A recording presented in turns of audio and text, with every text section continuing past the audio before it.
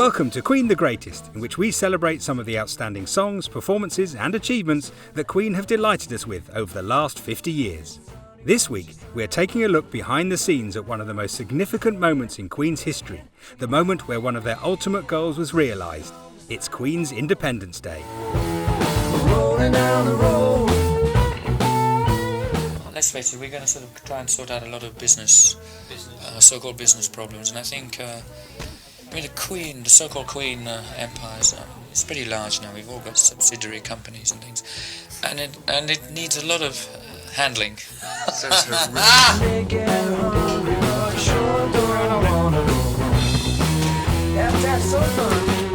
didn't get a penny of record royalties from the first 3 albums. So basically we got out of that one, right, by re-signing with a guy called John Reid. We signed with him for 3 years, right, which finishes in about September next year. What we're looking at that point in time is basically to just look after ourselves and and do it completely on our own. It's the long road to artistic and financial freedom, which is so hard to find if you're successful to any degree, because there's a million sharks out there. Are you gonna take me home tonight? In early 1978, just before they embarked on recording their jazz album, Queen finally took full control of their business affairs, setting up Queen Productions Limited, Queen Music Limited and Queen Films Limited. This was a highly unusual move for a band, but testament to their belief in their musical journey.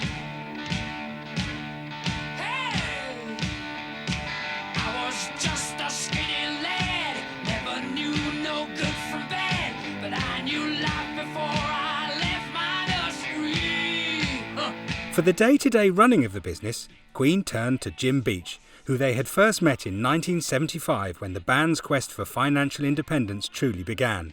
It was a meeting that left a lasting impression on Jim. I first met Queen when I was a solicitor at Harbottle & Lewis in London, and I was a partner, and I was running what was then a very fledgling music department. Harbottle & Lewis was a show business firm, and we were used to fairly bizarre clients. But I remember when Queen arrived, the receptionist telephoned me and said, Mr. Beach, Queen are here. And I said, yes, fine. Would you like to send them up? And she whispered down the phone, she said, have you seen them?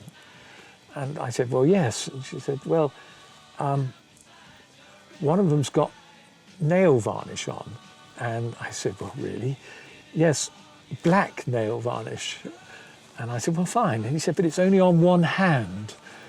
And I said to everything, go on, send them up. And they walked in, and I've always remembered Freddie walked in first. They sat down, and Freddie kicked straight off by saying, we've recorded 3 albums, our manager's just bought his second Rolls Royce, and we're on 60 quid a week, so something's wrong. But it wasn't just the business side where Queen wanted to be masters of their own destiny. Their News of the World album had proved that in the studio, they were also ready to take control.